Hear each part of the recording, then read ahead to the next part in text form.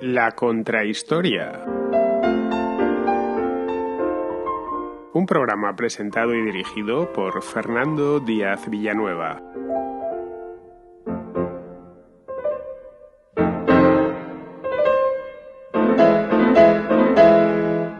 Pocas cosas hay más resbaladizas que medir el transcurso del tiempo, pero a pesar de ello, desde la antigüedad los seres humanos lo han intentado.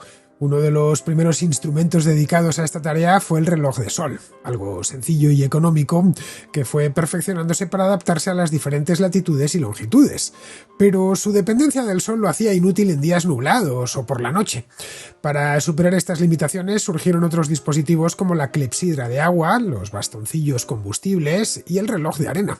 La clepsidra, basada en la caída constante del agua por gravedad, fue un invento muy ingenioso que evolucionó desde simples vasijas perforadas hasta sistemas que activaban mecanismos para señalar las horas. Estos instrumentos, aunque útiles para medir fracciones de tiempo, requerían mantenimiento constante y tenían serias limitaciones para la medición continua. Durante siglos, los relojes de sol, agua y arena fueron más que suficientes, pero las dificultades prácticas impulsaron la invención del reloj mecánico en la Europa del siglo XIII. Este avance no se debió únicamente al clima, como se suele argumentar, ya que en Europa hay regiones soleadas y el problema del hielo existía en otras partes del mundo. La clave estuvo en la mentalidad innovadora de la Europa medieval, que veía en las máquinas soluciones a los desafíos ambientales. Tenemos ejemplos como los molinos de agua y viento o los mecanismos para tocar las campanas en las iglesias. El reloj mecánico nació con un invento concreto, el mecanismo de escape de varilla con balancín, probablemente en un monasterio. Los primeros relojes, aparecidos en torno a 1275, eran grandes estructuras de pesos y engranajes sin esfera que se limitaban a tocar las campanas para marcar las horas. Su difusión coincidió con la expansión urbana, las universidades y las catedrales góticas de los siglos XIII y XIV. Todas las principales ciudades de Europa occidental instalaron relojes públicos que no solo organizaban la vida urbana, sino que también conferían prestigio a las ciudades. Pero su alto precio y las exigencias de mantenimiento los reservaban para ciudades ricas. Estos primeros relojes eran imprecisos, tenían desviaciones de hasta media hora diaria y frecuentemente se averiaban. A pesar de esto, los relojeros innovaron añadiendo complicaciones astronómicas y autómatas, como el célebre reloj de Estrasburgo, que mostraba movimientos planetarios y figuras animadas. En el siglo XV, la invención del muelle permitió crear relojes portátiles que fueron miniaturizándose aún más hasta convertirse en dispositivos de bolsillo. En los siglos XVI y XVII, la relojería se profesionalizó, con centros de producción bien establecidos en ciudades como Augsburgo, Nuremberg, Ginebra y Londres. La demanda creciente, impulsada por una clase urbana acomodada, fomentó la innovación y la producción en masa, reduciendo los costes de fabricación y, por lo tanto, el precio final. En el siglo XVII, el péndulo de Huygens y el escape de ancla mejoraron notablemente la precisión. El cronómetro marino de John Harrison resolvió el problema de la longitud de la navegación. El siglo XIX industrializó la relojería, con marcas como Tissot e Ingersoll que empezaron a producir relojes en serie a precios asequibles. En el siglo XX, los relojes de pulsera, los automáticos y los de cuarzo, inventados por la japonesa Seiko, se apoderaron del mercado. Hoy los relojes inteligentes, como el Apple Watch, integran múltiples funciones, pero todos parten de la misma idea: medir el tiempo para hacernos la vida más cómoda.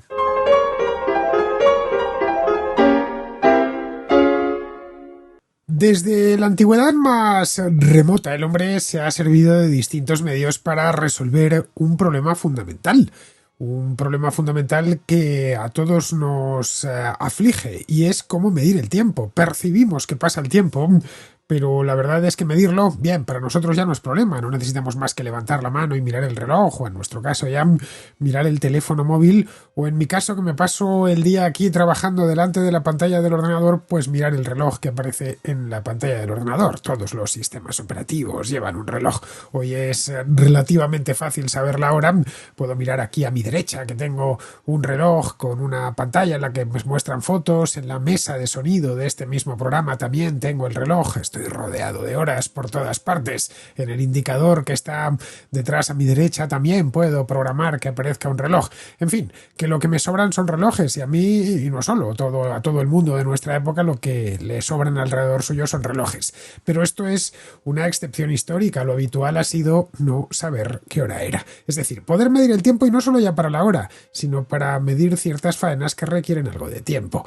Muchas veces, cuando estáis mirando un libro de cocina, veréis que en la guía, en la receta propiamente dicha, os ponen de manera muy exacta cuánto tiempo tenéis que esperar para cocer un huevo, por ejemplo, o cuánto tiempo tenéis que freír una cosa que queréis hacer. En fin, que medir el tiempo es algo fundamental. La solución más arcaica y la primera que se tomó pues fue el reloj de sol. Se veía que el sol se movía, ya sabéis que el sol no se mueve, los que se mueven somos nosotros, lo que se mueve es el planeta Tierra, pero nuestros antepasados pensaban, y lo pensaríamos nosotros, si no nos lo hubieran dicho, que quien se mueve es el sol. Bien, pues era tan simple como el sol se mueve y nosotros no, pues ya tenemos una constante, que es que la Tierra no se mueve. Poner un palo y a partir de ahí pues medir cómo se mueve la sombra de ese palo, con un sistema muy sencillito. La ventaja del reloj de sol yo creo que va de suyo. El sol es gratis, está ahí siempre, al menos cuando no está nublado o no es de noche. Es muy barato de producir un reloj de sol, basta con colocar un palo, clavar un palo en el suelo, es muy sencillo y por lo tanto ha sido utilizado durante un montón de siglos. Eso sí, se fue perfeccionando para adaptarlo a las distintas exigencias referentes a la longitud y a la latitud. Como el reloj de sol tiene sus limitaciones, fueron creándose otros instrumentos para medir el paso del tiempo, como por ejemplo el reloj de agua, bien conocido como clepsidra, o los bastoncillos combustibles, con unas marcas para ir midiendo el paso del tiempo. En principio, un bastoncillo combustible sería una vela, simplemente, y las velas las ponemos de decoración o porque tienen un olor específico que nos gusta mucho. Pero nuestros antepasados también utilizaban las velas para medir el tiempo. Y también los relojes de arena, serían las clepsidras de arena. De entre todos estos objetos, que son, como vemos, bastante elementales, fue la clepsidra de agua el invento en el que la imaginación y el ingenio de los artesanos tuvo un campo más fértil, más amplio en el que desarrollarse. La clepsidra parte de una constante, al igual que lo que os decía, para medir el tiempo siempre necesitamos una constante, parte de una constante algo inmóvil, que en el caso del reloj de sol es la Tierra, que aparentemente no se mueve, y en el caso de la clepsidra es algo que hasta Newton no se enunció, al menos matemáticamente, pero que todos sabían que estaba ahí. Me refiero a la fuerza de la gravedad. En cualquier punto de la Tierra, el agua cae a velocidad constante y eso permite medir, mejor dicho, el tiempo transcurrido. La forma más antigua de clepsidra pues es tan simple como una vasija de cerámica en una altura y otra vasija de cerámica en otra altura. En la vasija de arriba lo que tenemos que disponer es un agujerito que permite como va cayendo el agua lentamente, pero de forma regular. El agua tiene que estar naturalmente limpia. Bien, el nivel de líquido en el interior de la vasija inferior pues mide el tiempo que ha pasado. Bueno, o en la vasija superior, porque cae de la misma manera que sale. Es decir, es una forma también sencilla, requiere algo más de capital que un reloj de sol, ya no basta con un simple palo. Lo único que necesitas, sobre todo si quieres medir periodos largos, grandes cantidades de agua. Bien, sobre este invento tan rudimentario se fueron creando clepsidras mucho más avanzadas, más elaboradas, en las que la salida del agua, aparte de medir el transcurso del tiempo, que era su razón de ser, movía mecanismos muy ingeniosos para hacer sonar, por ejemplo, las horas. Bastaba con mantener el flujo de agua constante y eso permitía averiguar cuánto tiempo pasaba. Y a la vez, si se había diseñado algún mecanismo, pues permitía que, qué sé yo, sonase una campanita, por ejemplo. Todo era función de lo que quisiese hacer el artesano. Y también influye, evidentemente, el precio y el coste de hacerlo. Durante siglos y siglos, estos tres tipos de relojes, el reloj de sol, el reloj de agua y el reloj de arena, bastaron y sobraron. Bueno, bastaron y sobraron, no tenían otra cosa y tuvieron que apañarse con ellos. Eran más o menos precisos, pero daban bastante trabajo. Y además, en el caso del reloj de sol, que ese sí que no da trabajo más que en su construcción, pues tenía un problema y es que no funcionan ni los días nublados ni cuando es de noche. Un reloj de arena o un reloj de agua es útil, francamente útil, y esa es la razón por la cual todavía en algunas cosas lo seguimos utilizando, para medir fracciones de tiempo, como por ejemplo una conversación telefónica. Esto hay gente que lo hace, me consta porque lo he podido ver con mis propios ojos, gente que tiene un reloj de arena encima del escritorio y cuando llaman por teléfono, como no quieren enrollarse mucho, pues pone el reloj de arena y que dura pues 2 minutos, 3 minutos, 5 minutos y a los 5 minutos pues ya va despidiendo la llamada porque tiene que atender otra. Vamos, yo recuerdo que de niño tenía un reloj de arena que me trajeron los Reyes que empleaba para hacer los deberes. Lo colocaba en la mesa y hacía un descanso cuando se acababa la arena. Era un reloj de arena de ciertas dimensiones, ¿eh? Y luego pues nada, vuelta a empezar. Pero claro, esto está bien para medir esas fracciones de tiempo muy concretas, pero no sirven para medir constantemente el tiempo. A no ser que tengas, claro, está alguien, pues medio no, completamente esclavizado, manteniendo el reloj continuamente, y ni con esas, porque el receptáculo que recoge la arena o que recoge el agua es necesariamente limitado. Pero bueno, como os decía, esa era la tecnología que había y a nadie se le había ocurrido algo mejor. Así que hasta que no apareció el primer reloj mecánico, todos los seres humanos que en el mundo fueron tuvieron que apañarse con eso. El primer reloj mecánico apareció en el siglo XIII. Os comentaba en la contrahistoria que hice hace no mucho, hace apenas unas semanas, sobre la pequeña revolución industrial, esta revolución industrial en la Edad Media tardía, los siglos XIII, XIV, XV. Os comentaba, pasé muy por encima, os dije que esta información tenía que ampliarla, obviamente, y para eso estamos hoy aquí, para ampliarla al menos en el aspecto de los relojes.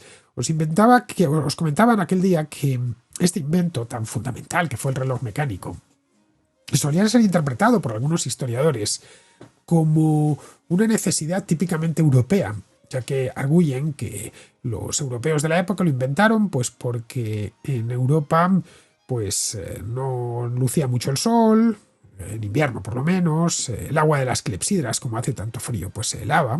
Traducen que, bueno, pues que en el norte de Europa hay muy poco sol y que los inviernos son muy fríos. Lo cual es cierto, es verdad. Bueno, poco sol. En Europa hay las mismas horas de sol que en cualquier otra parte del planeta. Aunque bueno, por su latitud están repartidas de forma diferente. Es decir, tenemos en Europa veranos con días con luz solar al menos muy larga, muchas horas, días muy largos y noches muy cortas, y los inviernos sucede lo contrario. Pero la cantidad de horas de sol es común, es constante además en cualquier lugar del planeta. Lo único cierto es que en ciertas partes donde llueve muy a menudo, pues los relojes de sol no funcionaban. Pero es que el continente europeo está lleno de regiones soleadas, especialmente en el sur de Europa. En la cuenca del Mediterráneo, por lo demás, que era la más avanzada desde el punto de vista económico y técnico cuando aparece el reloj en el siglo XIII, es muy poco habitual que hiele, por un lado, y por otro es la parte más soleada del continente con diferencia. Es decir, que no necesariamente tuvo que ser así.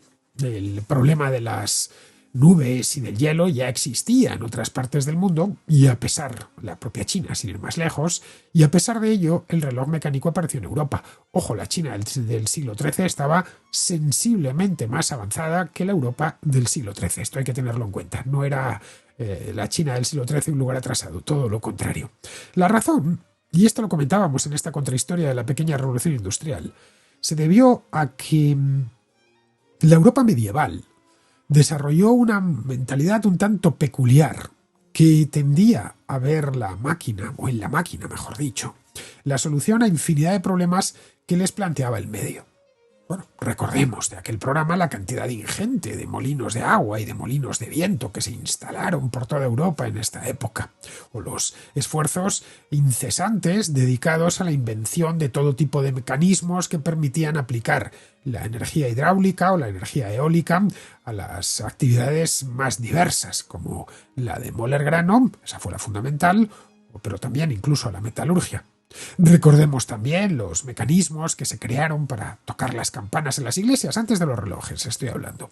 Luego sumémosle a eso los esfuerzos que dedicaron los astrónomos y los astrólogos medievales a construir globos, esferas de todo tipo, dotados de movimiento para que imitaran los movimientos de las estrellas y de los planetas.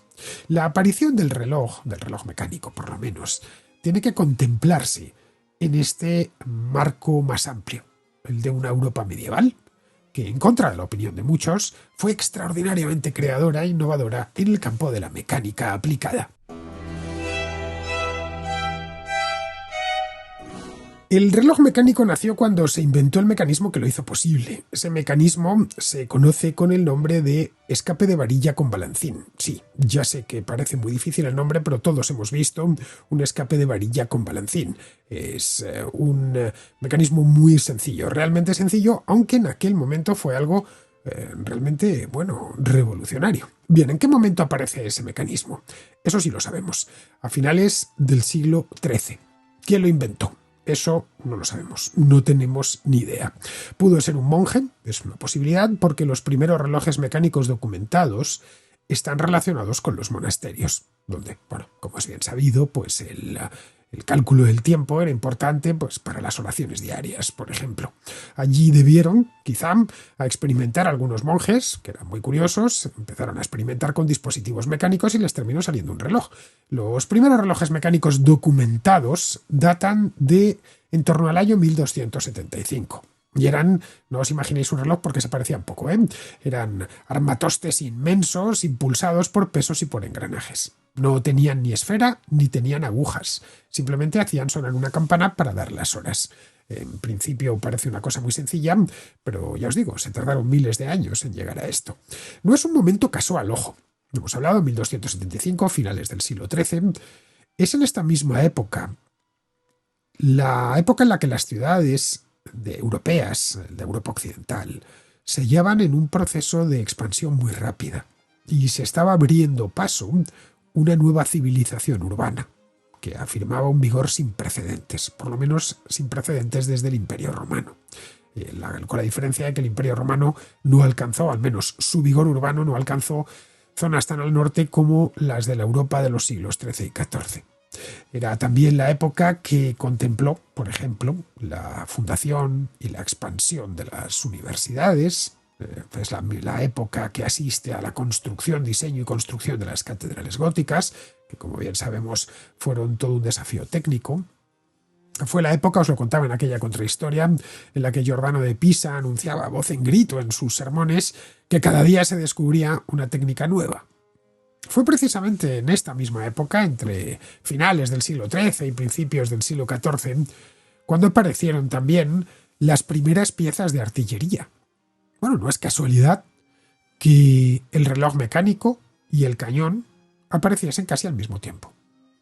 Ambos fueron el resultado de un desarrollo notable en la capacidad de trabajar los metales que tenían aquellos europeos de aquel entonces. Bueno, y como veremos más adelante, muchos de los primeros fabricantes de relojes también fueron fabricantes de bombardas. Desde su aparición el reloj se difundió muy rápido.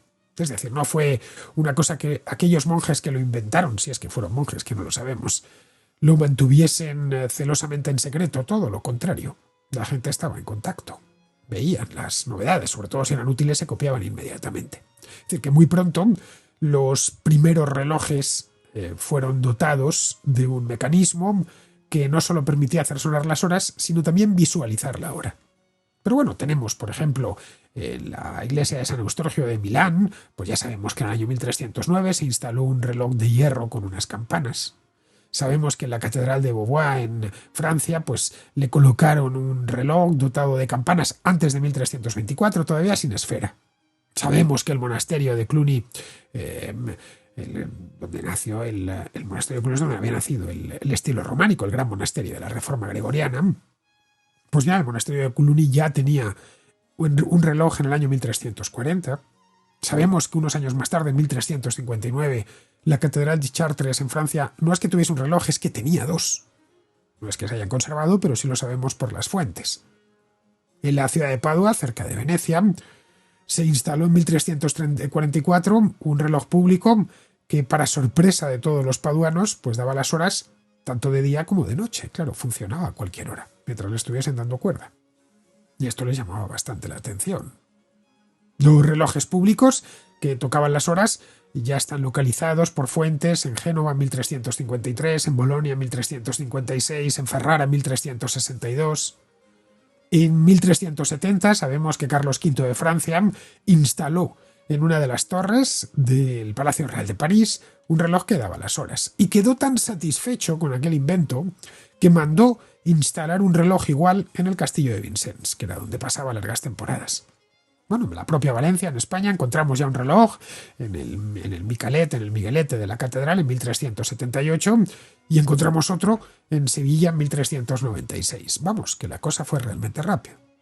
Como vemos, antes de que terminase el siglo XIV, los relojes se habían convertido en parte del paisaje urbano de toda Europa occidental. No todas las ciudades tenían uno. Lo tenían solo las más ricas. En aquellos tiempos, estamos hablando del siglo XIV concretamente, los relojes costaban una fortuna indecente. Costaba mucho dinero construirlo, costaba mucho dinero mantenerlo.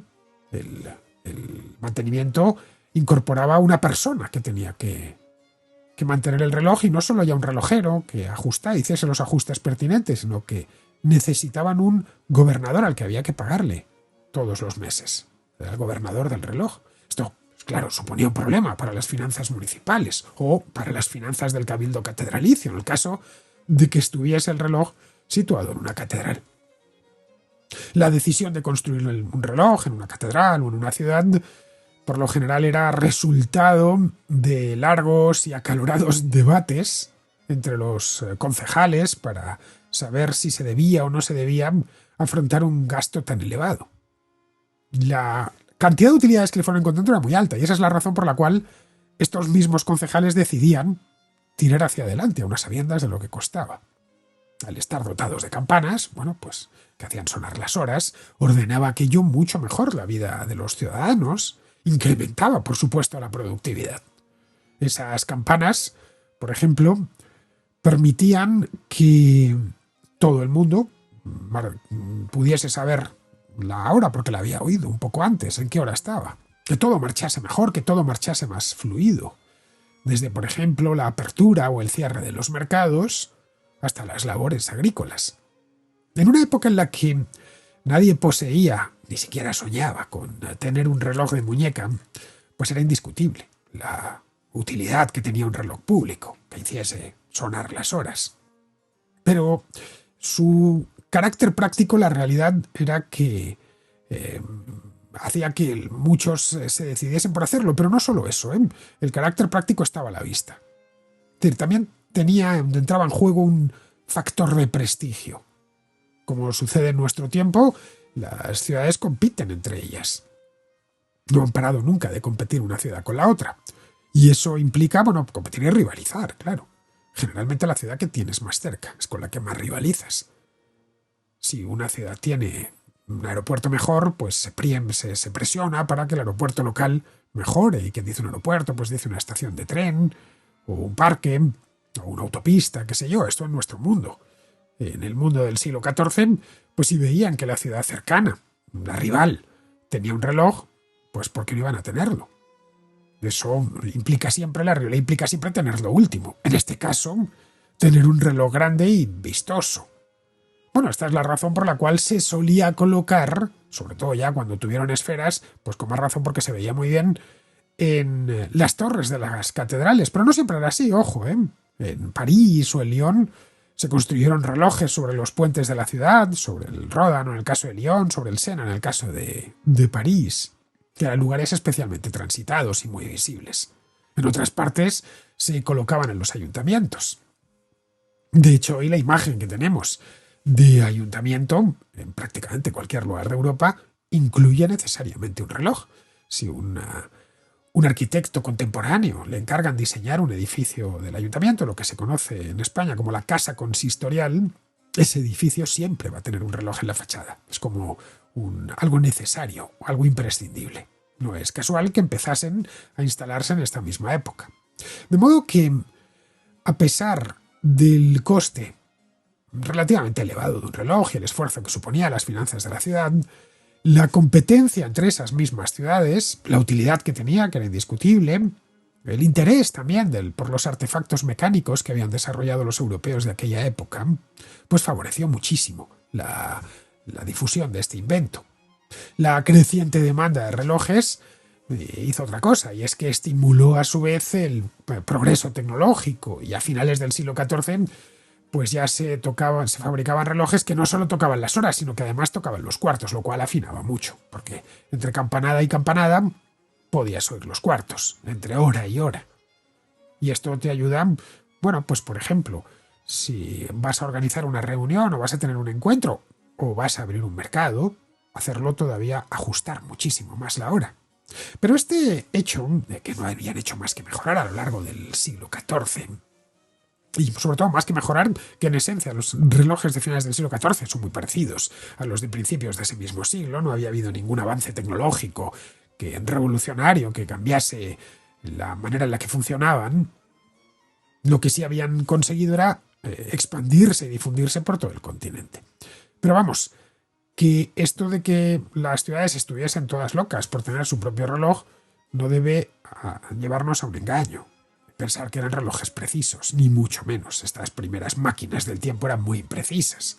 Al no disponer de regulador, pues se retrasaban continuamente. Tenían un desvío más o menos de media hora al día.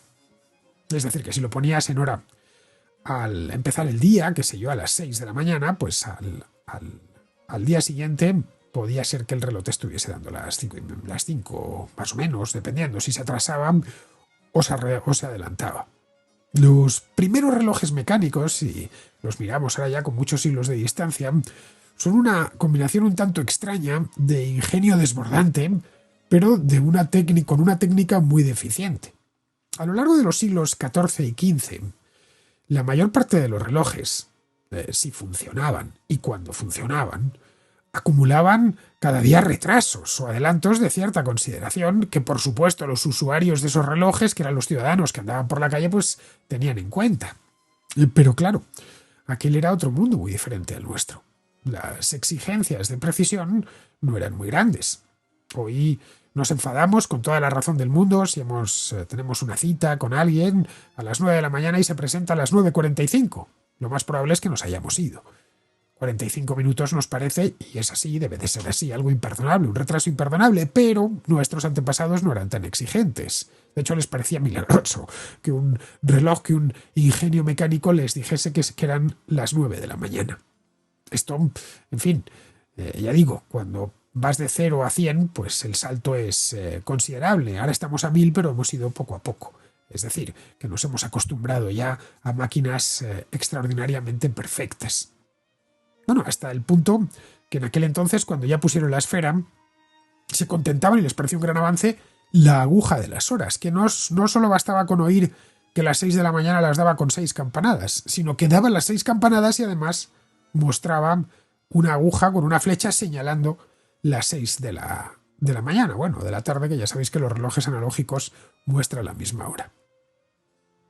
En cualquier caso, la imprecisión de los relojes muchas veces, porque estaban mal mantenidos, no se reparaban bien, era tal que incluso parecía excesiva para las exigencias un tanto limitadas de aquella época. En el año 1389 sabemos que la ciudad de Rouen, en Francia, asignó un salario fijo a la mujer de un relojero para que se ocupase personalmente de ajustar el reloj todos los días, el reloj público. En 1387, es decir, 2 años antes, el rey Juan I de Aragón decidió contratar a 2 hombres, a 2 personas, para que tocasen manualmente las campanas del reloj en su castillo de Perpiñán, porque el mecanismo del reloj no funcionaba y no era capaz de hacerlas, el mecanismo per se, por su cuenta, capaz de hacerlas sonar por su cuenta en el momento preciso. Bueno, fue en aquel momento cuando empezaron los chistes y las bromas sobre la imprecisión del reloj local. Chistes que, por cierto, se mantuvieron pues durante muchísimo tiempo, en algunos lugares hasta el siglo XIX. El reloj, uno de los relojes por lo menos más famosos de España, que es el de la Puerta del Sol de Madrid, los madrileños hacían chistes sobre su imprecisión, lo mal que daba la hora, pues hasta finales del siglo XIX. La carrera por la precisión fue mucho más larga de lo que pensamos.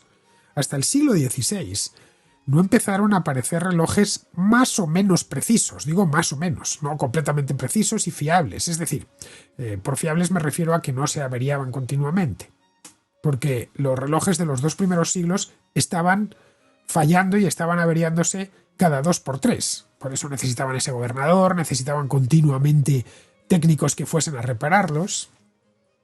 Aún así, la imprecisión y la falta de fiabilidad de los relojes públicos, ya digo, fue proverbial hasta el siglo XIX. Es decir, que si nos vamos a las fuentes y al registro histórico, lo que vemos es que las quejas de los ciudadanos porque no funciona el reloj de la iglesia, de la catedral o del ayuntamiento eran continuas. Y fueron continuas hasta que aquello ya se mecanizó por completo.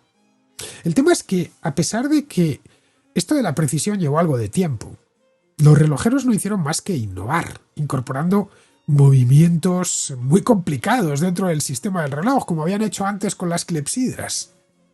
Esto tampoco debe sorprendernos, ¿eh? Siempre es más fácil añadir ruedas y más ruedas que aprovechen el movimiento ya existente, que ya tienen, que solucionar un problema fundamental, que era el sistema de regulación del escape.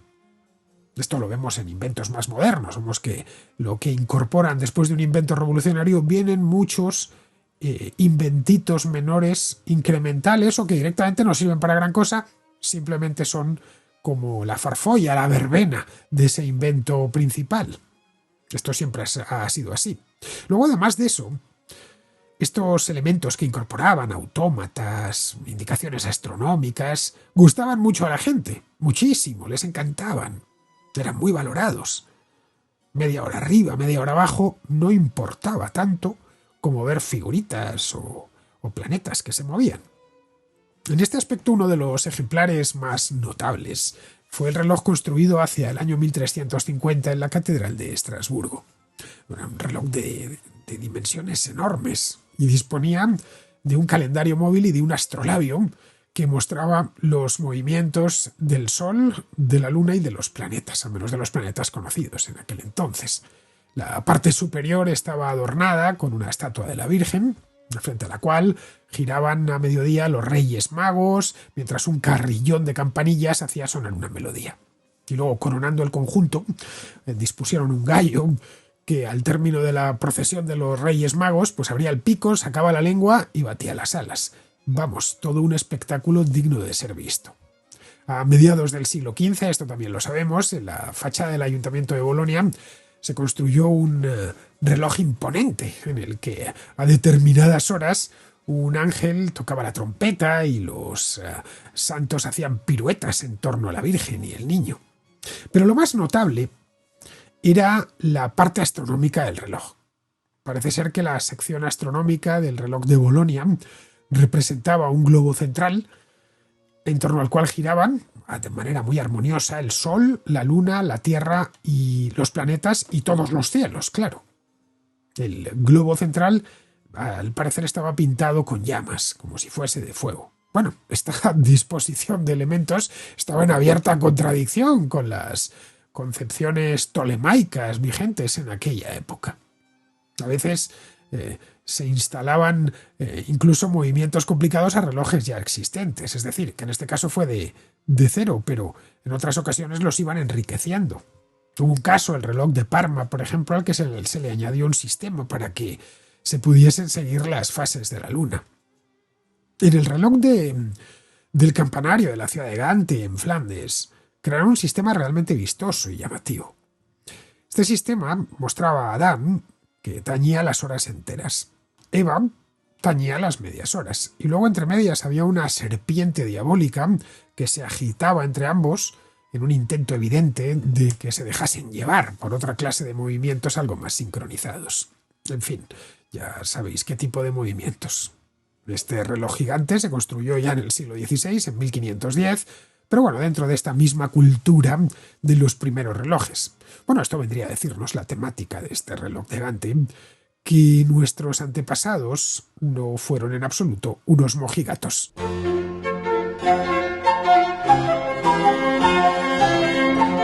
Durante los primeros siglos de existencia de los relojes, al menos durante el primer siglo y medio, la práctica totalidad de los relojes eran relojes públicos, y lo cual tampoco tenía nada de extraño. Se trataba de instrumentos realmente grandes, con un mantenimiento muy engorroso y sobre todo muy caros, como os decía antes, tanto de construir como de mantener. Pero pronto empezaron a producirse también relojes para uso privado. Cuando en 1380 murió Carlos V de Francia, que fue por lo demás un coleccionista de curiosidades extraordinario, los encargados en la corte de redactar el inventario de sus bienes, encontraron un reloj construido enteramente de plata que había pertenecido no a él, sino a Felipe IV, más conocido como Felipe el Hermoso, es decir, que lo había recibido en herencia. La construcción de este reloj debió ser en torno al año 1315, es decir, o antes de 1315, que es cuando murió Felipe el Hermoso. Pero vamos, este reloj privado francés era una auténtica rareza. Hasta mediados del siglo XV era muy extrañísimo encontrar relojes privados. La razón, de nuevo, es que eran extraordinariamente caros, incluso para los reyes. Bueno, además eran máquinas muy complicadas de construir, de mantener, eran muy delicadas, exigían una vigilancia continua por parte de sus gobernadores. Los gobernadores, que así es como se llamaban, se encargaban, pues eso mismo, de gobernarlos, es decir, de ajustarlos, de vigilarlos, de custodiarlos. Luego había otro problema añadido, problema no menor. Mientras tuviese pesas como única fuerza motriz, los relojes privados eran difícilmente transportables, en ocasiones imposibles de transportar, y tenían que apoyarse sobre consolas de tamaño muy grande o estar fijados en paredes. Para poder fabricar relojes, no digo ya de muñeca, pero sí al menos portátiles, pues para eso hacía falta descubrir un nuevo tipo de fuerza motriz. Ese tipo de fuerza apareció a mediados del siglo XV. Apareció no significa que se extendiese, o que estuviese extendido en esa época, tardaría algo más de tiempo. Hay una miniatura francesa que data de esta misma época, que reproduce con todo detalle un reloj portátil que funcionaba con muelle. La miniatura en cuestión ilustra cómo funcionaba el dispositivo. Estaba dotado de un mecanismo muy ingenioso, tenía un muelle cuya función consistía en convertir el movimiento propulsor constante, es decir, que no se parase, la energía variable producida por la descarga del resorte. Este invento del muelle tuvo una importancia decisiva, ya que hizo posible la construcción de relojes fácilmente transportables.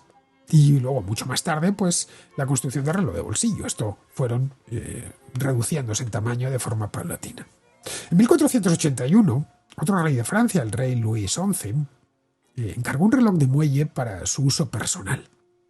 Se lo encargó a un relojero de París. Bueno, estaba el rey tan orgulloso de su reloj que se mandó a hacer un retrato de los tantos que se hacían en aquel entonces los reyes y ordenó al pintor que le pintase el reloj al lado, es decir, que apareciese junto a él en uno de sus retratos oficiales. Bueno, ese retrato os lo estoy mostrando en estos momentos, si lo veis por YouTube lo tenéis delante. En el caso de que lo estéis escuchando a través de iVoox, vais a la zona de comunidad y ahí os lo encontraréis. Bueno, lo podéis ver. Hoy os puede parecer una delicada antigüedad, pero en aquel momento se trataba de lo más moderno que existía.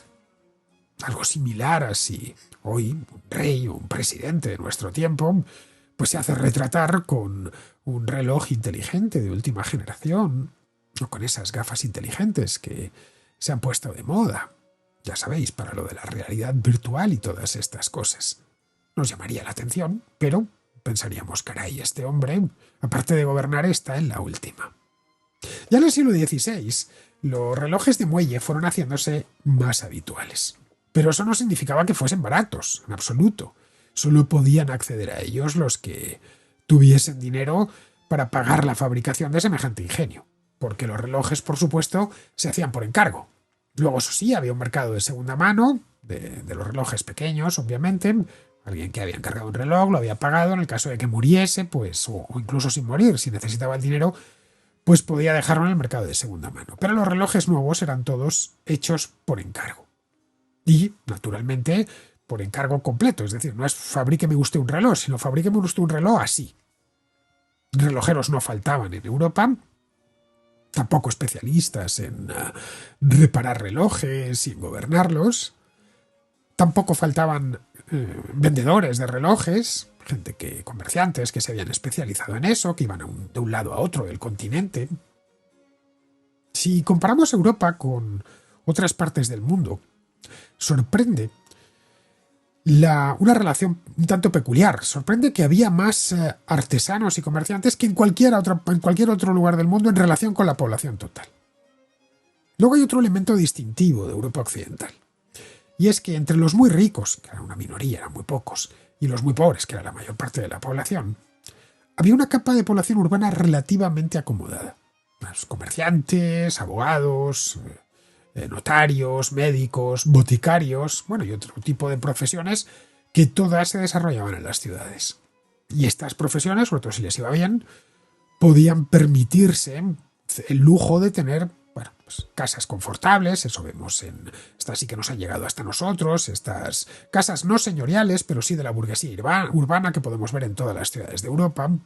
Buenos vestidos, por supuesto, que se ven en los cuadros.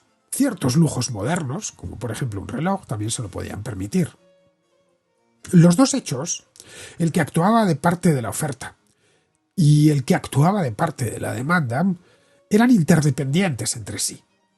Es decir, que uno existía en la misma medida que existía el otro. Es decir, que en la Europa de los siglos XVI y XVII no solo había artesanos que sabían construir relojes, es que había un número relativamente elevado de personas que podían adquirirlos. Y eso generó lo más importante de todo, generó un mercado que propulsó la innovación. Lo que había sucedido con los relojes públicos ocurrió de manera más o menos parecida con los relojes, estos relojes privados, portátiles de muelle, de los que hablábamos antes, que luego pues devinieron al final relojes de bolsillo. Es decir, que poco después de su primera aparición, los relojeros dedicaron buena parte de su esfuerzo y de su talento a construir estos modelos más pequeños, estos modelos a escala reducida de los relojes grandes, a darles formas extrañas, complicados movimientos pues, relativos a la astronomía o al calendario.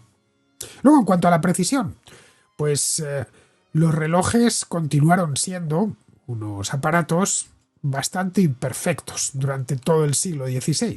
De cualquier modo, algún progreso se consiguió, obviamente, ya sabéis. Los productos, si tienes una mentalidad innovadora y mecánica, los vas mejorando poco a poco. En el transcurso de ese siglo, la aguja de minutos, por ejemplo, apareció, que no había existido antes. En los museos se pueden encontrar algunos relojes excepcionales de esta época que marcan el tiempo con un grado de precisión asombroso para el siglo XVI. De cualquier manera, hasta que no se inventaron nuevos y mejores tipos de escape y no se resolvieron determinados problemas de mecánica aplicada, la producción a gran escala de relojes con un grado de precisión satisfactorio siguió siendo pues prácticamente imposible. La profesión de relojero es uno de esos oficios que tuvieron que inventarse desde cero. Hoy estamos acostumbrados a que aparezcan nuevos oficios desde cero y gente que, cuando nace el oficio al que se dedicará toda su vida todavía no ha aparecido. Este fue uno de ellos, de los primeros, de hecho. Hasta entonces los oficios no habían hecho más que repetirse durante cientos o miles de años. En nuestro tiempo, ya digo, estamos muy acostumbrados. A nuestros bisabuelos la profesión, por ejemplo, de programador les hubiese sorprendido, o de experto en inteligencia artificial. A mi abuelo le hubiese sorprendido que yo haga un programa de radio desde mi casa, no la radio, pero sí la manera en la que distribuyo este programa. Cuando yo nací, de hecho, esto ni existía ni se imaginaba siquiera, ya por los años 70. Es decir, que hoy sí tenemos la cabeza ya formada y concebida para este tipo de saltos tecnológicos tan grandes y en poco tiempo. Pero no en aquel entonces. En aquel entonces fue una profesión que tuvo que empezar de cero. En el siglo XIII, cuando aparecieron los primeros relojes, no había relojeros, obviamente, porque es que no había relojes. Los primeros relojeros, de hecho, fueron herreros, cerrajeros, incluso fundidores de cañones, como os decía antes. Es decir, que en todos los casos se trataba al principio de artesanos que eran expertos en el trabajo con metales. En el siglo XV era común que el mismo que se dedicaba a fabricar artillería también se dedicase a los relojes, una cosa relativamente habitual. En lugares como Alemania, por ejemplo, había una gran abundancia de herreros y de herreros relojeros, ya podemos decir. Los artesanos alemanes, de hecho, muy pronto adquirieron una muy buena fama como constructores de relojes. Se les reclamaba desde lugares como Francia, Italia o España, o la propia Inglaterra. El primer reloj de España, de hecho, el Michelin de Valencia, lo construyó un alemán llamado, según sabemos por las fuentes, llamado Robert de Melines. Una vez allí, estos relojeros que llegaban a una ciudad a construir un reloj, pues ya se encargaban de enseñar a los artesanos locales cómo se fabricaba un reloj. Porque una peculiaridad de estos primeros relojes es que se hacían junto a todas sus piezas en el lugar donde se iban a instalar. Durante los siglos XIV y XV no había en Europa centros de producción relojera como tales, no existían.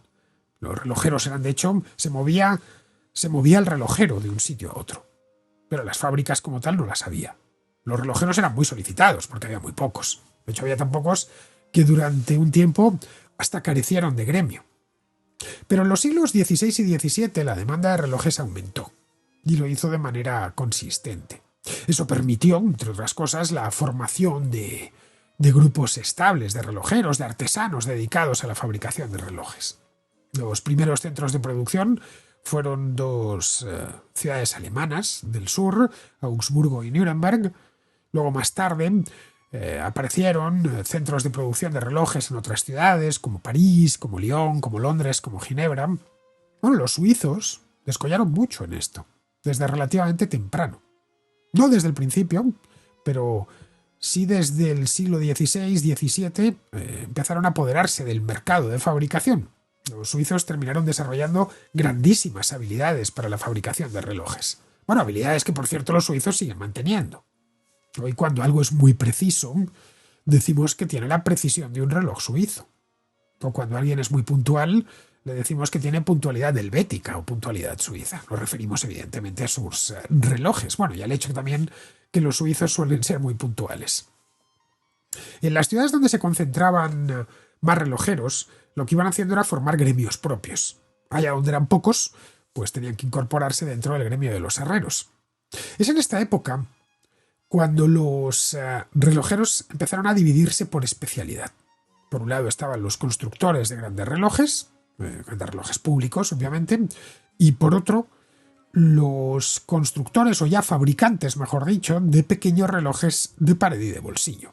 Un reloj de los primeros había que construirlo, casi como si se tratase de una casa, mientras que estos relojes que ya incorporaban muelle, que eran más pequeños, pues eran ya productos transportables, ya se fabricaban. Las piezas utilizadas por los fabricantes de relojes de interior o de bolsillo eran mucho más pequeñas y solían incorporar además metales preciosos como la plata o el oro.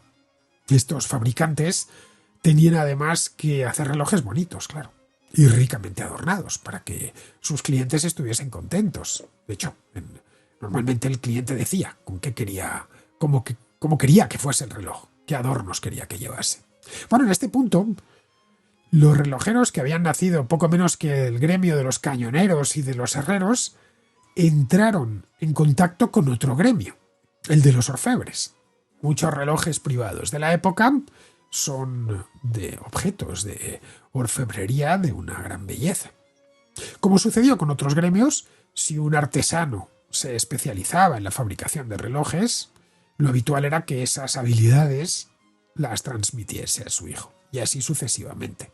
Es decir, que los relojeros, como sucedía con otros oficios, terminaban constituyendo familias que se dedicaban a eso y que terminaban aportando el apellido, claro está. Bueno, no es casual que muchas marcas suizas de relojes hoy en nuestro mundo tengan la marca sea un apellido. En fin, ahí tenemos a Patek Philippe, o a Vacheron Constantin, o a Audemars Piguet, o los omnipresentes Tissot, que todos conocemos. Esto es una marca fundada en 1853 por un relojero del Jura suizo llamado Charles Félicien Tissot. En origen esa empresa se llamaba Charles Félicien Tissot et Fils, es decir, Charles Félicien Tissot e hijos. No, Tissot es famoso porque hace unos relojes muy bonitos y además muy bien hechos, pero se hizo famoso desde el principio por ser el primero en fabricar un reloj de bolsillo en serie. De ahí que todos lo conozcamos.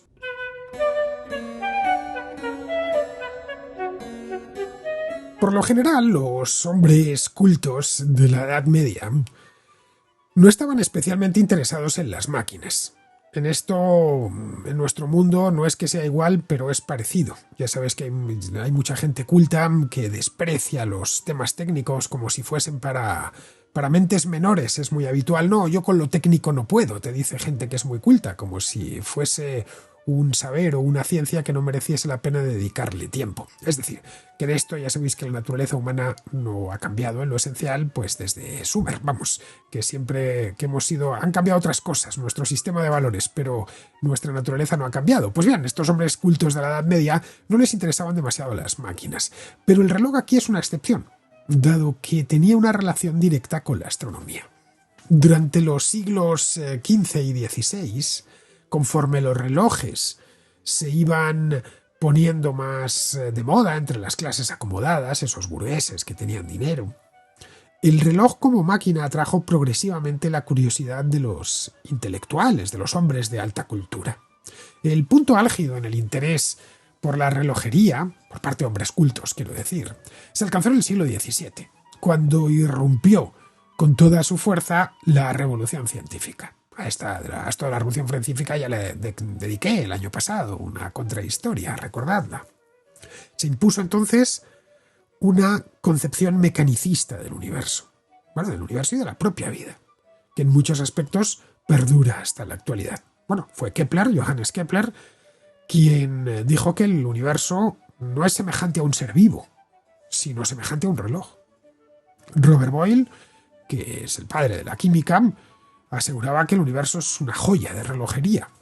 Descartes, el filósofo francés, René Descartes se llamaba, decía que el universo era un sistema mecánico y que los cuerpos de los hombres y los animales pues no eran más que autómatas moviéndose dentro de ese sistema. En esta cosmovisión, una cosmovisión completamente nueva, algunos incluían al propio Dios, a quien describían como el gran relojero. Eso no fue todo. Durante los siglos XVI y XVII tuvieron lugar los grandes descubrimientos astronómicos. Tuvo lugar también la gran expansión de la navegación oceánica. Astrónomos y navegantes pronto advirtieron la necesidad de disponer de relojes de precisión, pues entre otras cosas para determinar la longitud, que mientras navegaban y saber el punto exacto del planeta en el que se encontraban. Y aquí el problema principal era la precisión. Hasta mediados del siglo XVII se tenía que utilizar el escape de varilla con balancín del que hablábamos antes. Y cualquier instrumento de medición mecánica del tiempo se basaba en este mecanismo, que aunque era muy ingenioso, pues también era muy rudimentario. Como os comentaba antes, al no disponer de regulador, pues era impreciso. Los relojes con escape de varilla perdían, que os decía antes, una media hora al día. Los más precisos algo menos, pero claro, había que estar poniéndolos en hora continuamente. Necesitabas un gobernador, en una palabra. Era habitual que en una ciudad en la que había 5 o 6 relojes en distintas torres o iglesias, cada reloj diese una hora diferente, o ligeramente diferente. Fue en esta época cuando los primeros científicos empezaron a dedicarse a los problemas relacionados con la medición del tiempo. Aplicaron a la relojería criterios de análisis técnico y propios de la ciencia y de experimentación sistemática. El resultado, pues fue una serie de descubrimientos revolucionarios y un salto adelante en el progreso tecnológico de esta ciencia de medir el tiempo. Aplicaron a la relojería los mismos criterios que estaban aplicando a otras cosas.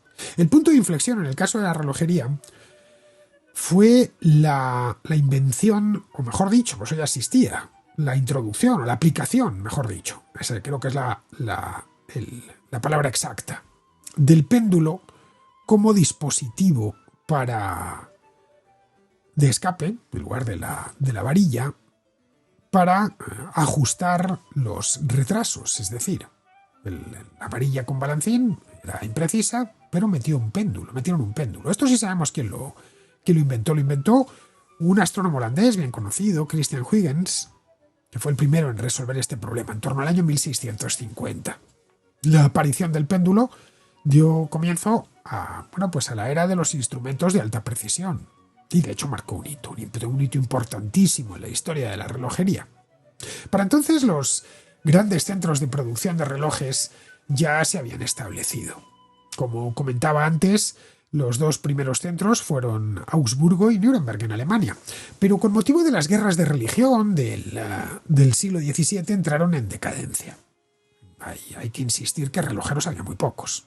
Es decir, por lo que bastaba con que muriesen o emigrasen 10 o 12 para que la industria local desapareciese por completo o quedase herida de muerte. Eso es lo que debió suceder en estas ciudades alemanas del sur, durante las sucesivas guerras de religión que siguieron a la Reforma Protestante, especialmente la más duradera y sangrienta de todas, que fue la Guerra de los 30 años. Es el momento en el que Ginebra y Londres emergen como grandes centros de producción de relojes. Curiosamente, os lo comentaba antes por encima, durante la primera época, en ninguna de estas dos ciudades, ni Ginebra ni Londres, se fabricaban relojes. En 1449, esto lo sabemos de nuevo por las fuentes, en Ginebra había un solo relojero, nada más, que debió marcharse o morir, debió morir sin dejar descendencia, porque unos años más tarde, pues 15 años más tarde, en 1464, ya no hay relojero en la ciudad. En el año 1515, de hecho, se les estropeó el reloj de una de las torres de las iglesias de Ginebra y no encontraron relojero capaz de repararlo.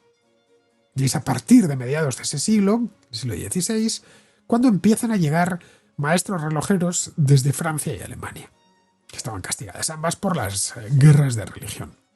En el año 1600 ya había en Ginebra 30 maestros relojeros. En el año 1680 ya había más de 100, que producían unos 5.000 relojes al año. En Londres sucedió algo parecido. Hasta finales del siglo XVI, cada vez que querían instalar un reloj en Inglaterra, pues tenían que llamar a artesanos franceses, a relojeros franceses. Bueno, el propio Enrique VIII tuvo que contratar a un relojero francés y hacerle venir desde Francia para reparar el reloj de su palacio, porque no encontró ninguno en Londres. Fue a partir del reinado de Isabel I, cuando los ingleses empiezan a fabricar relojes en gran cantidad. Y lo hacían además a bajo precio, copiando pieza por pieza modelos alemanes y franceses. Es decir, que los relojes ingleses de finales del XVI y principios del XVII eran en cierta medida asimilables a esos productos chinos de nuestra época. Baratijas a bajo precio. Estos relojes ingleses, de cualquier manera, de esta época no estaban hechos por ingleses, en su mayor parte. Solían hacerlos franceses o holandeses que habían emigrado a Londres. Se habían establecido allí ya. El hecho de tener una industria propia, sumado a la mentalidad mecánica, que se apoderó de Inglaterra a partir de la segunda mitad del siglo XVII, posibilitó que allí se empezase a innovar mucho y bien. Bueno, fue allí donde se inventó el escape de ancla, que apareció en 1670 y que presentaba la ventaja de un desgaste notablemente reducido y que permitía además el empleo de un péndulo largo, de arco limitado, que era mucho más preciso en la medida del tiempo.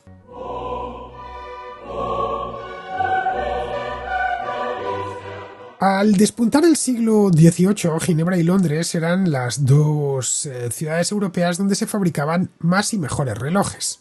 Fueron allí donde surgieron los primeros métodos industriales de producción relojera. Los fabricantes de muelles fueron los primeros en hacer acto de presencia. Luego aparecieron los artesanos especializados en la construcción de escapes, los torneros, los fresadores especializados en esto. Bueno, en este caso empezó a generarse una industria completa. Esto, como es lógico, creó mercados secundarios, en los que se vendía al por mayor. Hasta el siglo XVIII solo había un mercado, el de relojes acabados. Los relojes se vendían ya terminados y provenían de un taller en el que se había realizado todo el trabajo, de principio a fin.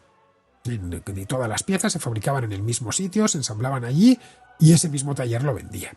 Es en esta época cuando aparecen mercados secundarios para las partes sueltas de los relojes. Es decir, que ya el relojero no lo hacía todo. Cada vez incorporaba más partes fabricadas por otro en el producto final. Esto dio lugar a la fabricación, no en serie, eso tardaría algo más en llegar, pero sí en masa, lo que provocó que el precio de los relojes descendiese de forma drástica a lo largo del siglo XVIII. Bueno, Adam Smith en La riqueza de las naciones se refiere a este particular. Dice que el precio de los relojes había bajado mucho. La riqueza de las naciones está escrito a final de siglo. Bueno, que pues se cuenta que un siglo antes un reloj de bolsillo ahí en Inglaterra pues costaba 20 libras y que en su época ya solo costaba 20 chelines. La bajada de precio y el aumento de fabricantes de relojes posibilitó que se difundiese mucho el invento. No es extraño que a lo largo del siglo XVIII hubiese una auténtica carrera, una verdadera fiebre por tener una industria relojera propia. El rey de Prusia intentó en repetidas ocasiones crear una fábrica de relojes en Berlín, sin llegarlo a conseguir, por cierto. El margrave de Baden hizo lo propio. El rey de Portugal creó una fábrica de relojes en Lisboa. El rey de España, Carlos III concretamente, creó una fábrica de relojes en Madrid, a la que le añadió una escuela de relojería, la Real Escuela de Relojería. Bueno, creó primero la Real Escuela y luego la Real Fábrica de Relojes. La Real Escuela estaba en Madrid y la fábrica de relojes estaba en La Granja. En aquel entonces los relojes ya eran extraordinariamente comunes. Estamos hablando de finales del XVIII. Fue entonces cuando la monarquía española se dotó de una de las colecciones de relojes más grandes del mundo, que hoy, relojes de mesa concretamente, que hoy se encuentra repartida por los distintos palacios reales y que, en fin, hace las delicias de los visitantes. La Real Fábrica de Relojes estuvo en funcionamiento pocos años, eso sí. La Real Escuela de Relojería duró algo más. Pero vamos, ninguna de las dos sobrevivieron a la Guerra de la Independencia. Es en esta época cuando se produjo un avance considerable, que fue el cronómetro marino. Cuando se navega, es relativamente sencillo saber los puntos cardinales. A los marinos les basta, bueno, pues con el sol durante el día y con la estrella polar de noche. O la Cruz del Sur, en el caso del hemisferio sur. El marino, bueno, eso ya sabes en qué dirección vas. Si tienes claro dónde está el norte, pues ya sabes el resto de puntos cardinales. Pero para averiguar la latitud del marino lo que hacía, mejor dicho, y tienen GPS, era medir la altura del sol o de la estrella en cuestión con un sextante y eso les permitía averiguar la latitud.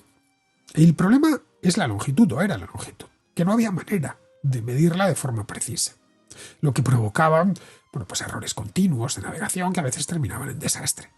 Los marinos lo que hacían, como sustituto imperfecto, era las distancias lunares. Es decir, medían el ángulo entre la luna y una estrella con un sextante y consultaban unas tablas astronómicas para deducir la hora del puerto de partida. Era una cosa muy poco precisa y además requería unos cálculos muy complejos.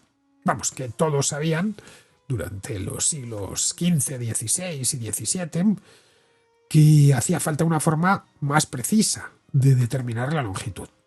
El gobierno británico, el gobierno de Jorge I exactamente, llegó a ofrecer un premio muy elevado, de 22.000 libras, que sería aproximadamente al cambio de hoy unos 4 millones de euros, para quien resolviese este problema.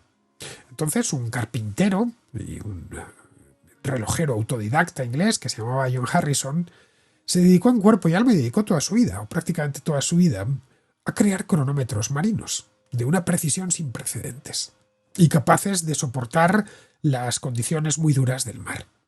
Creó un total de 5. El primero en el año 1736. El segundo se llamaba H1. El segundo, el H2, en 1739. El tercero, el H3, el cuarto y el último, el quinto, ya lo creó en el año 1770. El H1 era un reloj grande, muy grande, pesaba 34 kilos. Tenía unas vigas oscilantes conectadas por resortes que lo probaron en un viaje a Lisboa y vieron que además de pesadísimo, pues no era lo suficientemente preciso. El H2 era más grande todavía y más pesado, tenía unas balanzas circulares para darle mayor estabilidad, pero aún era impreciso. El H3 incorporaba una tira metálica, bimetálica exactamente, para compensar cambios de temperatura y unos rodamientos de rodillo para reducir la fricción, pero no alcanzó la precisión exigida por el gobierno. El H4 era un reloj pequeño, de 1,5 kilos, con un balance de alta frecuencia y unas joyas, rubíes y diamantes para darle mayor precisión. Lo probaron en un viaje a Jamaica y demostró una precisión asombrosa. Vamos, que apenas se retrasó con respecto a la hora de Londres. Siguió mejorando Harrison el invento y en 1770 presentó el H5, que era una versión mejorada, pero más simple todavía, del H4 y que tenía una precisión increíble. solo se desviaba 1/3 de segundo por día. Bien, hoy todos estos relojes los podéis ver, los exhiben en el Real Observatorio de Greenwich. El siglo XIX vino acompañado por la industrialización, por lo que el reloj dejó de ser considerado como un objeto de artesanía y pasó a ser un producto industrial, como cualquier otro. Ya os decía antes que Tissot fue el primero en fabricarlos en serie. Pues bien, en Estados Unidos esta filosofía se la llevaron al bajo coste o al bajo precio. En 1896, la marca Ingersoll lanzó el Dollar Watch, es decir, el reloj de $1. Ingersoll era lo que hoy conoceríamos como una startup. Era una pequeña empresa fundada en 1892 por dos hermanos de Nueva York que se llamaban Robert y Charles Ingersoll, de ahí el nombre. Todavía en el siglo XIX le seguían poniendo el nombre de la propia familia. Bueno, el objetivo de estos dos hermanos era fabricar relojes asequibles para cualquiera. Y se fijaron el dólar como precio asequible, como precio de venta, por supuesto, ya que en aquel entonces, en la década de 1890, $1 era el salario promedio de un día. Bueno, esto evidentemente permitió que cualquiera pudiese comprarse uno. El siglo XX trajo la popularización del reloj de pulsera. Aunque los primeros relojes de pulsera ya habían aparecido en el siglo XIX, en origen eran considerados accesorios femeninos. Los caballeros los llevaban de bolsillo, pues agarrados por una cadenita. Se ponían vamos a imaginar al clásico caballero decimonónico, ¿no? Le llevaban un bolsillito en el chaleco. La Primera Guerra Mundial cambió esta percepción, ya que los soldados y los militares pues necesitaban relojes pequeños para coordinar las operaciones y que los llevasen lo más atados al cuerpo que fuese posible. Aquí es donde aparecieron una serie de marcas bien conocidas como Rolex, por ejemplo, o Omega. Omega terminaría diseñando el reloj que llegó a la Luna, el Speedmaster. Bueno, atendieron toda esta demanda e introdujeron en el mercado pues, modelos más robustos, más elegantes. En 1926 la marca Rolex lanzó un modelo mítico, el Oyster, que fue el primer reloj resistente al agua. Porque uno de los problemas que tenían los relojes, incluso ya los muy avanzados en principios del siglo XX, era que como se mojasen, adiós. En paralelo aparecieron los relojes automáticos, que se recargaban con el movimiento del usuario. Yo todavía recuerdo un reloj automático que tenía mi padre, que movía la muñeca y con eso se iba recargando. A cambio no era muy preciso, todo se ha dicho. En la década de los años 50, los relojes eléctricos y alimentados por baterías comenzaron poco a poco a desbancar a los mecánicos, pero fue eso sí una transición pues gradual y lenta. Durante muchos años los relojes automáticos fueron los más comunes. También eran más baratos y las baterías no tenían una duración excesiva y por lo tanto y había que cambiarlas y eso suponía un coste. El reloj automático a fin de cuentas se cargaba con la energía de uno mismo y todo lo más que había que hacer era ajustarlo de vez en cuando. Porque el reloj automático, como digo, se retrasaba. Así que en el año 1969, una empresa no europea, japonesa, llamada Seiko, bien conocida por todos, inventó los relojes de cuarzo. Seiko era un fabricante de relojes con mucha solera, no es que acabase de aparecer, no era una startup precisamente cuando crearon lo del cuarzo. Había sido fundada a finales del siglo XIX en Tokio y su primer nombre era Seikosha, que al parecer en japonés significa algo así como casa de la precisión.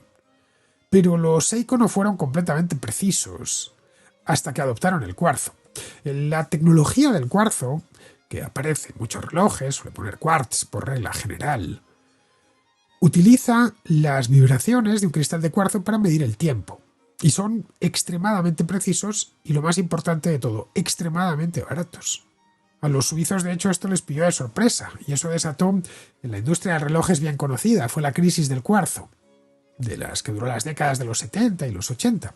Los suizos, después de pasarlo muy mal, contraatacaron con una marca nueva llamada Swatch, a medio camino entre la relojería y la moda.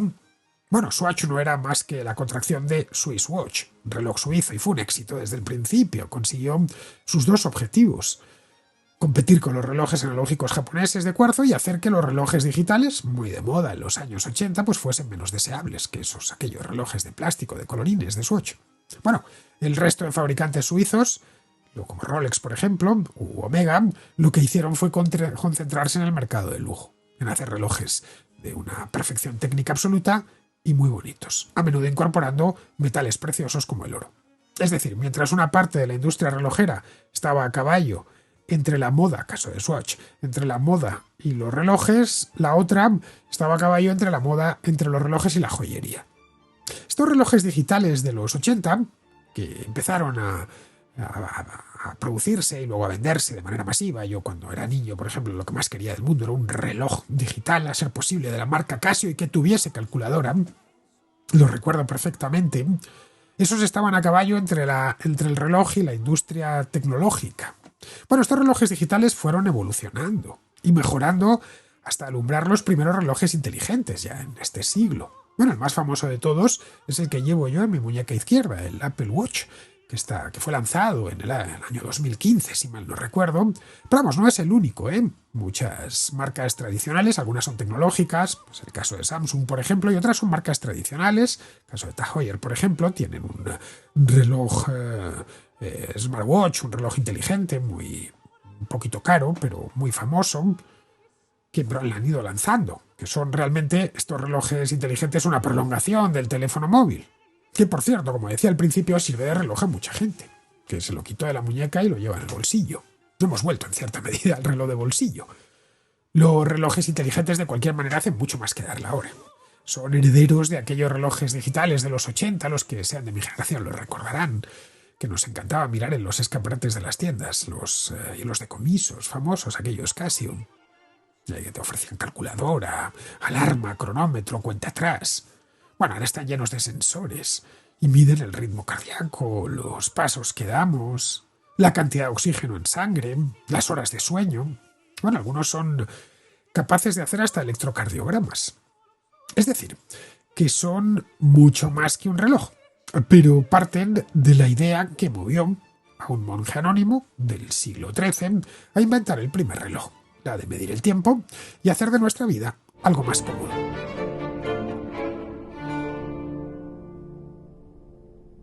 Espero que os haya gustado esta contrahistoria dedicada a la invención del reloj. Complementa una que hice hace ya unos cuantos años, bastante, sobre la medida del tiempo. No sé si la recordaréis porque fue hace ya bastante tiempo, casi 10 años, fue al principio del todo. Bueno, en todo este tiempo, pues la contrahistoria, como bien sabéis, ha mejorado, ha aumentado de duración y puede incluir algunos detalles más que en aquel entonces pues no tenía. Además, me ha permitido leer algunas cosas que han ido saliendo al respecto en los últimos tiempos, como un libro magnífico de Rebecca Struthers titulado Las manos del tiempo. Struthers es una historiadora británica que además de eso, a más de historiadora, es relojera. Bueno, es toda una delicia de libro que publicó el año pasado, se publicó en español, en inglés creo que se publicó un año antes o 2 años antes, en español está publicado por Geoplaneta y que por supuesto lo podéis adquirir yo creo que en cualquier librería. Yo de cualquier modo os dejo el libro de Struthers, Las manos del tiempo, os lo dejo en la bibliografía del programa, porque en todas las contrahistorias hay una bibliografía por si no lo sabíais. Bien, vamos ahora con el contrasello, donde como siempre aguardan los contraescuchas con sus dudas, reflexiones y propuestas contrahistóricas. El contrasello. El espacio de ruegos, preguntas y reflexiones de la contrahistoria. Empezamos con Iván, que pregunta por el Drang Nahosten de la Edad Media. Hola, buenas tardes, Fernando. Soy Iván, un seguidor desde hace algo más de 2 años, que espera con ansiedad todas las ediciones de la contrahistoria y la contracrónica. Y quería proponerte un tema, creo que para la contrahistoria, porque para un contracorte se quedaría muy corto, creo, y es el tema de la expansión alemana hacia el este y el centro de Europa. He oído algunos contenidos respecto a las cruzadas bálticas, pero creo que no se limita a la expansión germana solo a las cruzadas bálticas. Es un tema que me interesa mucho y que no he llegado todavía a entender, y estoy seguro que gracias a lo bien que te preparas los temas, creo que podría llegar a entenderlo mucho mejor. Muchas gracias, Fernando. Venga, un saludo. Pues no es mal tema, Iván. En Alemania se conoce mucho este del Drang nach Osten, es decir, el avance hacia el este, pero no tanto en el ámbito habla hispana. Aquí no es tan conocido, a no ser claro que te interese mucho la de la historia medieval de Europa, ¿no? Bien, el Drang nach Osten, o empuje, impulso hacia el este, podríamos traducirlo así, es un término que viene a significar un proceso de expansión territorial, cultural y económica de los pueblos germánicos o los pueblos de habla alemana hacia la Europa del Este entre los siglos X y XIII. Es un fenómeno histórico que vino impulsado pues, por la búsqueda de tierras fértiles, la cristianización de las poblaciones paganas, bueno, y la consolidación del poder político de los propios principados alemanes. Tuvo mucha importancia. Ayuda bastante a configurar el mapa político de la Europa medieval del centro hacia el este. El proceso comenzó en torno al siglo X, con el Sacro Imperio Romano Germánico. Los emperadores lo que buscaban era expandir su influencia y una de las cosas a las que llamaron a sus príncipes era conquistar territorios hacia el este, que ya estaban establecidos los eslavos, y empezaron estableciendo marcas fronterizas, fortificadas. Ahí es donde nace, por ejemplo, la marca de Brandeburgo. Estas regiones sirvieron como bases para la colonización y, bueno, la manera de guerrear contra pueblos vecinos. Ya en los siglos XII y XIII empezaron a migrar de forma masiva muchos campesinos que iban con la promesa de nuevas tierras, ¿no? De nuevas tierras muy fértiles, campesinos, artesanos, comerciantes alemanes hacia el este. Se dirigían a zonas como la actual Pomerania, en la costa del Báltico, Silesia o Transilvania, que está allá en Rumanía. Este movimiento estaba además muy promovido por la nobleza, las órdenes religiosas también lo apoyaron todo lo que pudieron, especialmente los caballeros teutónicos. Bueno, la orden teutónica, de la que aquí hemos hablado en alguna ocasión, tuvo un papel fundamental en el Drang nach Osten.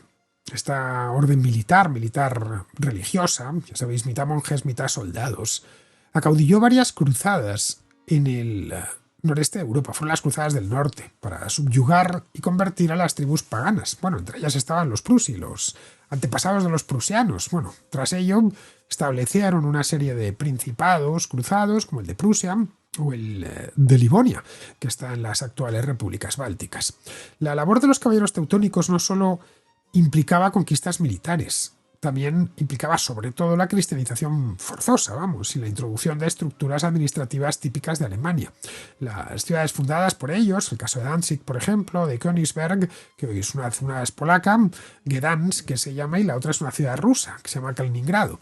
Bueno, pues se convirtieron en centros comerciales importantísimos que fueron dando forma a la red mercantil del Báltico. El impacto del Drang nach Osten fue muy grande.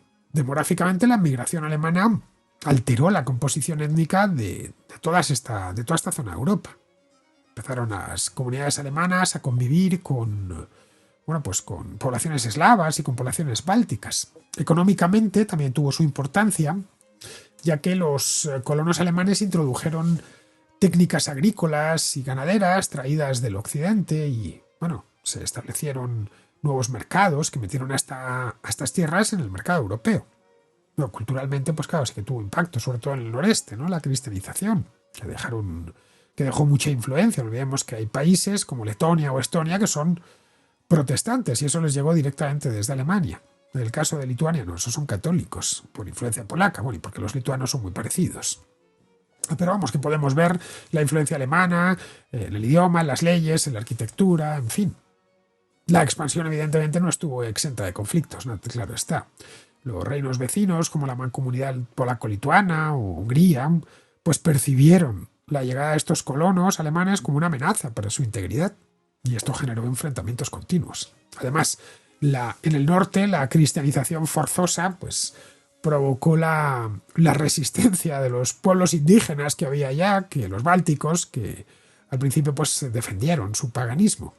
En los siglos XIX y XX, el término en sí, Drang nach Osten, se lo reapropiaron los nacionalistas alemanes. Durante la época del Segundo Imperio y luego ya después muchísimo en los tiempos de la Alemania nazi, se utilizaban para justificar y dotar de una coartada histórica las ambiciones expansionistas hacia el este. Bueno, lo trataban de asociar a la idea esa del Lebensraum, del espacio vital, a lo que le dediqué una contrahistoria hace tiempo. Esta reinterpretación distorsionó el contexto medieval, que fue mucho más orgánico y espontáneo, y eso cargó el término de un montón de connotaciones negativas, connotaciones políticas negativas. Pero bueno, como te decía antes, no es mal tema en absoluto, pero me lo tendría que preparar bien, eso sí, me lo apunto.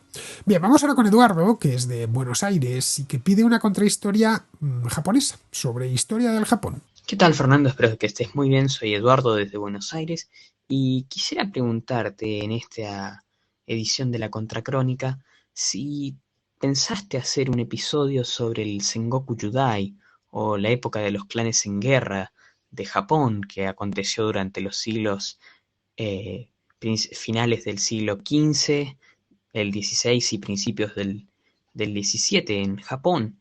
Que es una época muy interesante y que tiene elementos muy interesantes como la llegada de los portugueses o los holandeses a las islas de Japón, o Zipango como se las conocía en esa época, o bueno, el uso de armas de fuego y los conceptos de shogunato, de señores que no son leales al emperador, pero que tienen en su poder tierras y dominios y que luchan por ser el nuevo emperador. Tú me podrás corregir en todo esto, pero bueno, nada más, quiero hacerlo lo más corto que pueda, así que un saludo. Pues no, Eduardo, no te puedo corregir porque mi conocimiento de historia del Japón es muy limitado, muchísimo. Es muy poco lo que sé de ese periodo del que nos hablas, el Sengoku, por más allá de 4 generalidades, las mismas que conoces tú. A ver, sé que es un periodo muy importante en la historia del Japón. Fue una época de guerras civiles, los reinos en guerra, vamos, como bien has dicho, que duró más de un siglo, desde finales del siglo XV hasta principios del XVI, ¿no? Del XVII, perdón.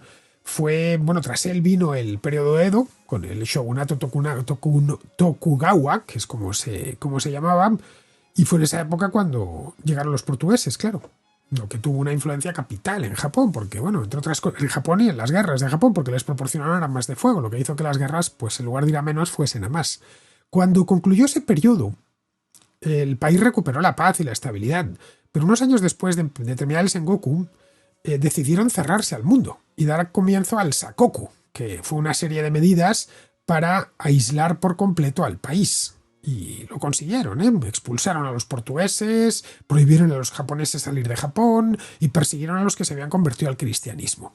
Al parecer decidieron hacer eso porque consideraban que el cristianismo era una amenaza para el shogunato. De hecho, permitieron comerciar de forma muy limitada solo con los holandeses, nada más. Los portugueses lo prohibieron terminantemente, los españoles también. Los holandeses, claro, no estaban muy interesados en las conversiones, así que se les asignó una isla en el puerto de Nagasaki para comerciar con ellos, pero poquito, sin demasiado entusiasmo. El país se mantuvo cerrado a cal y canto hasta mediados del siglo XIX. Luego Japón, pues como bien sabemos, tuvo que recuperar apresuradamente el tiempo perdido, ya con el periodo Meiji, y ya estaríamos hablando del año 1868. Muy bien, queridos, pues con esto terminamos la contrahistoria de hoy, dedicado a la historia del reloj o de la relojería, dependiendo de cómo queramos verlo, y con esto me despido de todos vosotros. Hasta la próxima contrahistoria.